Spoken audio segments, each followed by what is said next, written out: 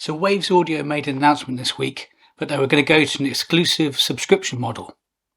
As of today, they've actually rescinded that and declared that they're going to run a subscription model alongside the model they already had in place. This video is actually going to be quite different until I made that change to not go to an exclusive subscription model and run it alongside. There was quite a lot of resentment about the exclusive subscription model, which I think is fairly understandable. So for those of you who aren't familiar with them, Waves Audio make audio plugins which are used to mix audio.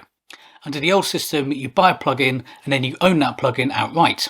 And then Waves would sometimes update the plugins, and then you could either buy a one-time update to that, or you could buy a subscription so that it would automatically update. Under the subscription model, you pay a monthly fee and you get access to the plugins, but you wouldn't own them. So for somebody who doesn't own any Waves plugins, the subscription deal is actually quite a good deal. They get access to all of those plugins and it's less expensive than buying the plugins. So for someone like me who actually owns quite a lot of plugins, all I really need to do is be able to update it perhaps every now and again, and also be able to make sure that I can move it across to another computer when I need to. The problem with the subscription model is that you would no longer be able to update the plugins unless you bought a subscription.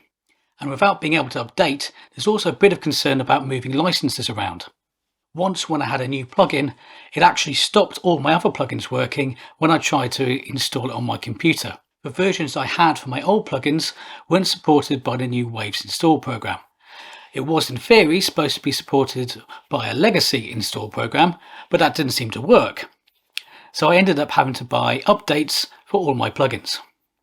So when I heard about the new subscription model, I had my concerns, and I think a lot of other people did as well. And that's probably why Waves have decided to change their mind. Is it all okay now? I guess we shall see. What do you think? Have you bought any Waves plugins?